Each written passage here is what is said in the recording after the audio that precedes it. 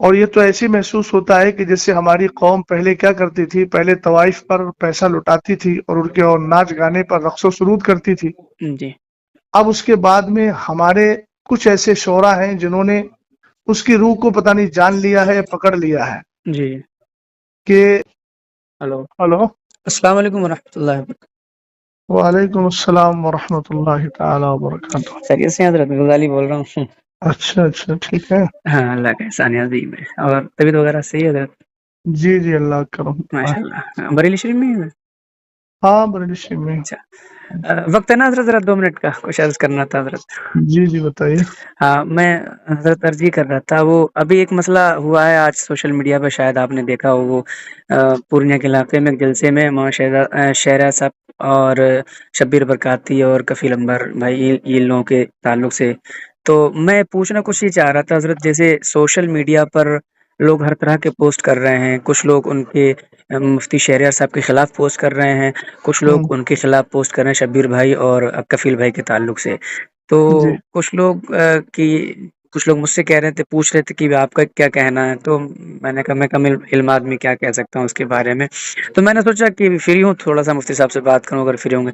تو عرض یہ تھی حضرت کہ یہ مفتی صاحب نے جو ممبر شریف پہ جو ان لوگوں کی اصلاح کی ہے، اس کے تعلق سے پوچھنا چاہ رہا تھا. چونکہ لوگ کچھ یہ کہہ رہے ہیں نا کہ وہ کہنے کی کیا ضرورت تھی وہیں پر، اور وہ بھی مومن ہے، اس کا دل ٹوٹ گیا. اس طرح سے حضرت بات کرا تو پوچھنا چاہ رہا تھا، فرمایا حضرت. یہ ایسا ہے نا، سوشل میڈیا کے ذریعے مجھے تو کچھ خبر ملی ہے. مجھے جی بھی کچھ احباب نے اور بھی کلپ وغیرہ بھی بھیجی ہے. جی اور کیونکہ میں تھوڑا مصروف تھا تعلیم میں، جی میں نے بہت زیادہ اس پہ دھیان نہیں دیا. جی. تو اس میں اصل معاملہ کیا ہوا ہے، کچھ مجھے تھوڑا سا بتائیں کیا معاملہ ہوا وہاں، تو میں اس کے بعد کچھ جواب دوں. معاملہ حضرت وہ مطلب وہ شبیر بھائی جو ان کا اپنا انداز ہے وہ پڑھتے ہیں، وہ مطلب ڈیلے کے ذریعے پڑھتے ہیں. تو اس میں وہ جس طرح سے وہ پڑھتے ہیں تو ایک سمجھ لیجئے کہ لوگ جھومتے ہیں. میں یہ تو نہیں کہہ سکتا بھائی کہ اس میں لوگ ناچتے ہیں، میں تو یہ کہہ رہا ہوں کہ جھومتے ہیں لوگ. تو ہوں، وہ مطلب وہ بشکل مطلب وہ ایسے سمجھ لیجیے تھوڑا سا جھومتے ہیں تو کودتے ہیں، تھوڑا زیادہ بھی ہو جاتا ہے، پیسہ جی لوٹاتے ہیں. تو وہی سب ہو رہا ہوگا. تو حالانکہ وہ اس میں تو ویڈیو میں تو حضرت نہیں ہے، لیکن ویڈیو میں تو وہی ہے، ماں شہریار صاحب آئے ہیں اور وہ سب جو ہے اصلاح کر رہے ہیں، ڈانٹ رہے ہیں ان لوگوں کو، بس وہی ہے. تو اس کے اوپر وہ جو ہے میں اچھا، جاننا چاہ رہا تھا حضرت. ہاں، بس یہی ہے. دیکھیے، پہلی بات تو یہ ہے کہ سرکار علیہ الصلوۃ والسلام کی جو مدح و ستائش اور آپ کی جو نعت خوانی ہے، جی جی. یہ ایک کار ثواب ہے اور عبادت کا کام ہے. ماشاء اللہ ماشاء اللہ. اعلیٰ حضرت امام اہل سنت رضی اللہ تعالی عنہ نے خود یہ ارشاد فرمایا کہ میں نے نعت خوانی قرآن و حدیث سے سیکھی ہے. ماشاء اللہ. تو اس کا مطلب یہ ہے کہ سرکار علیہ الصلوۃ والسلام کی مدح و ستائش اور آپ کی تعریف اور ثنا خوانی جی. یہ قرآن و حدیث میں موجود ہے، یہ ہم اچھی طرح جانتے ہیں. ماشاء اللہ. اور یہ وہ کام ہے جو ہمارے اسلاف کرتے چلے آئے ہیں، جی. اور حضور علیہ الصلوۃ والسلام نے اس فعل کو پسند بھی فرمایا ہے. حضرت جی حسان ابن ثابت رضی اللہ تعالیٰ عنہ کے لیے جی. تو خود ایک حدیث پاک جس کی ام المومنین عائشہ صدیقہ رضی اللہ تعالیٰ عنہ روایت فرماتی ہیں، اور اس کا جملہ ہے کہ ان اللہ تعالی یؤید جی. ان جبریل یؤید حسان ابن ثابت، کہ حضرت جبریل امین جو ہے وہ حضرت حسان ابن ثابت رضی اللہ تعالیٰ عنہ کی تائید کرتے رہیں گے. حضور نے فرمایا کہ حسان کی تائید جو ہے وہ جبریل کرتے رہیں گے. اور ایک جگہ ہے ان اللہ تعالی یؤید حسان ابن ثابت بروح القدسی، کہ اللہ تعالیٰ جبریل کے ذریعے حسان ابن ثابت کی تائید فرماتا ہے. ما نافحان رسول اللہ او فاخرہ، جب تک کہ وہ حضور علیہ السلام کی نعت پڑھ کر ان کا دفاع کرتے ہیں اور ان کی طرف سے ناز بھری باتیں عرض کرتے ہیں، یعنی سرکار علیہ السلام کی شان بیان کرتے ہیں. تو یہ ایک بہت اچھا فعل ہے، جی اس میں کوئی شک نہیں ہے. جی. لیکن یہ چیز ذہن میں رہے کہ حضور پاک صلی اللہ تعالی علیہ وسلم کی جو نعت خوانی ہے اس کے کچھ آداب بھی ہیں. بے شک بے شک بے شک. ان آداب کا پاس و لحاظ رکھنا اور اس کا دھیان دینا یہ ہر مسلمان کی ذمہ داری ہے. جی. بڑی معذرت کے ساتھ، مجھے کسی سے کوئی قلبی جلن یا کوئی اختلاف نہیں ہے ذاتی طور پر، جی لیکن جہاں تک آپ نے جن موصوف کا نام لیا نعت خوانی کے حوالے سے، جی ان کا جو انداز نعت خوانی ہے وہ نہایت ہی غیر مناسب ہے، اور جہاں تک میں سمجھتا ہوں جی وہ شاید پڑھے لکھے بھی نہیں ہیں اور تلفظ بھی نہیں جانتے ہیں ان ساری چیزوں کا، جو تلفظ کا طرز ہوتا ہے جی وہ ان کو معلوم بھی نہیں ہے۔ جی ہم جس کام سے جڑے ہوئے ہیں جی یہ بھی یاد رہے کہ اس کام سے جڑنے کے بعد اس کے ضروری مسائل کا علم ہمارے لیے لازم و ضروری ہے۔ بیش بیش ممبر رسول پر چڑھنے کا حق اسی کو ہے جو ممبر رسول کے آداب جانتا ہے۔ جی بیش بیش جب تک ہمارے احباب نے ممبر رسول مانا تب تک اس کا پاس و لحاظ رکھتے رہے، بیش لیکن جب سے اس کو اسٹیج کر دیا جی تب سے یہ سارے حالات دیگر کو ہو گئے ہیں۔ جی جی بیش اور کچھ ایسے ناطخہ ہیں اس کا انکار نہیں کیا جا سکتا، ان میں یہ بھی شامل ہیں جی کہ جن کی نعت خوانی کے بعد عوام کے اندر ایک ہوڑدنگ مچتی ہے، ہاں جی اور عجیب قسم سے وہ ہماری قوم، نوجوان قوم جو ہے وہ اچھل کود کرنے لگتی ہے جو بالکل آداب نعت خوانی کے سراسر خلاف ہے۔ جی جی اور یہ تو ایسی محسوس ہوتا ہے کہ جیسے ہماری قوم پہلے کیا کرتی تھی، پہلے طوائف پر پیسہ لٹاتی تھی اور ان کے اور ناچ گانے پر رقص و سرود کرتی تھی، جی اب اس کے بعد میں ہمارے کچھ ایسے شعراء ہیں جنہوں نے اس کی روح کو پتہ نہیں جان لیا ہے، پکڑ لیا ہے جی کہ وہ پہلے بھی ناچتی تھی، رقص کرتی تھی۔ جی ہم کہتے ہیں جھومنے کا یہ طرز نہیں ہوتا ہے جی کہ آپ ہاتھوں میں رومال لے کر کے اچھل کود کریں، جی لفظ علی علی بول کر کے ادھر پیسہ لٹایا جا رہا ہے اور ادھر جو ہے جسم کو تھرکایا جا رہا ہے۔ جی یہ ساری چیزیں آداب نعت خوانی کے سراسر خلاف ہیں، جی سمجھ گئے؟ جی یہ طرز جو بھی اختیار کرتا ہے، یا پھر جو میں تو نہیں جانتا اس کو کیا کہتے ہیں، ڈبی کے ذریعے جو لوگ پڑھتے ہیں جی اس میں ایسی آواز پیدا کر دیتے ہیں، گونج پیدا کر دیتے ہیں جس سے میوزک کی آواز پیدا ہوتی ہے، جی تو ایک تو یہ ناجائز و حرام ہے۔ جی بھئی سرکار علیہ الصلوۃ والسلام کی مدح و ستائش حضور کی تعریف ہے جو دنیاوی لہو و لعب سے بالکل صاف ستھری ہونا چاہیے۔ بے شک بے شک بے شک نعت خوانی آپ سنجیدگی سے کریے، بے شک نعت پاک آپ پڑھیے، سنجیدگی سے پڑھیے، جی جو پڑھنے کا سلیقہ ہوتا ہے۔ جی جی بے شک سمجھ گئے آپ؟ بھئی اسلام کو ہم مانتے ہیں، بے شک اور اسلام میں دوسروں کی مشابہت، فساق فجار کی مشابہت سے ہمیں روکا گیا۔ اب آپ بتائیے، آپ کو معلوم ہوگا کہ حضور علیہ السلام نے امامہ شریف باندھنے کے لیے ٹوپی کو لازم کیا تاکہ ہمارا امامہ یہودیوں کے امامے کے مشابہ نہ ہو۔ بے حضور علیہ السلام نے محرم الحرام میں 10 یعنی یوم عاشور کا جو روزہ ہوتا ہے اس میں آپ نے فرمایا کہ نہیں، نوکا بھی رکھو تاکہ یہودیوں کے ساتھ مشابہت نہ ہو، جی اور من تشبہ بقوم فہو منہم۔ تو یہ ساری چیزیں ہیں حضور علیہ السلام کی نعت خوانی اس انداز سے کیجیے کہ لوگوں کی آنکھوں سے آنسو نکلیں، لوگ سنجیدگی سے بیٹھ کر کے سنیں۔ سبحان یہ کیا ہوتا ہے کہ شور و غل کیا جائے۔ جی ایک بات چیز اور، سمجھے کہ نہیں جی سمجھے؟ جی جی میں سمجھ گیا۔ جی ایک چیز اور عرض کرنا چاہ رہا تھا حضرت، وہ کئی لوگوں نے یہ جو ہے مجھ سے کہا، میرے کلوز سرکل کے بھی دوستوں کا بھی یہ سوال تھا کہ مفتی صاحب کو وہیں اصلاح نہیں کرنی چاہیے تھی، وہاں جو ہے انہوں نے اسٹیج پہ ہی جو ہے ساری باتیں کہہ دی، قیام گاہ پہ لے جا کے کہہ دیتے۔ اس کے بارے میں حضور میں پوچھنا چاہ رہا تھا کچھ۔ ٹھیک ہے، میں ایک بات عرض کرنا چاہوں گا کہ جی میں یہ جذباتی جملوں سے بہت زیادہ متاثر نہیں ہوتا۔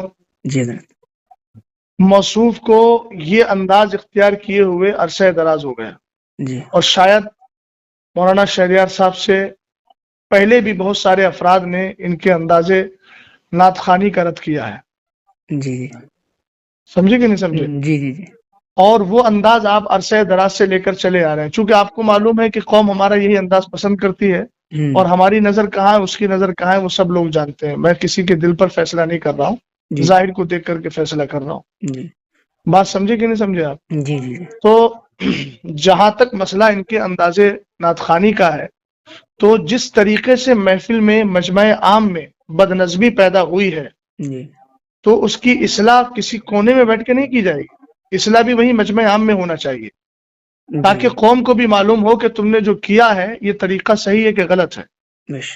ہم کو کونے میں بھئی لوگ بڑے آسانی سے، عام طور سے وہ لوگ بولتے ہیں کہ جو فقہ کی زبان جانتے ہی نہیں ہیں۔ جی بھئی ظاہر سی بات ہے، جو جرم کھل کے کرو گے تو اس کی توبہ بھی کھل کے ہوگی، جی جی جو جرم چھپ کے کرو گے اس کی توبہ بھی چھپ کر ہوگی۔ اب تم نے پورا ممبر رسول کا مزاج بگاڑ دیا جی جی ہے نا، اور عوام کے اندر عجیب تھرکنے والی کیفیت پیدا کر دی تو اصلاح کے کمرے میں جا کے کی جائے گی؟ ہاں جی بالکل بالکل یہ کہاں کا طرز ہے آپ کے پاس؟ بالکل. اچھا یہ آپ نے کہاں سے سیکھا؟ جی حضور وقت ہے ایک چیز اور پوچھنا تھی حضرت ذرا. جی جی وہ کفیل بھائی نے جو کہا نا کہ مفتی صاحب کو جب پتا تھا کہ شبیر برکاتی صاحب آ رہے ہیں تو آپ کو یہاں آنا ہی نہیں چاہیے تھا، اس کے تعلق سے بھی کئی لوگوں نے مجھ سے کہا کہ پہلی بات تو یہ ہے کہ یہ ان کا جملہ بالکل بے وقت اور غیر مناسب ہے. اچھا یہ بتائیے مجھے، جی آپ اچھی طرح جانتے ہیں جی کہ مثال کے طور پر مجھے کسی نوکری میں جانا ہے جی تو میرے پاس سرٹیفکیٹ ہونا چاہیے نا.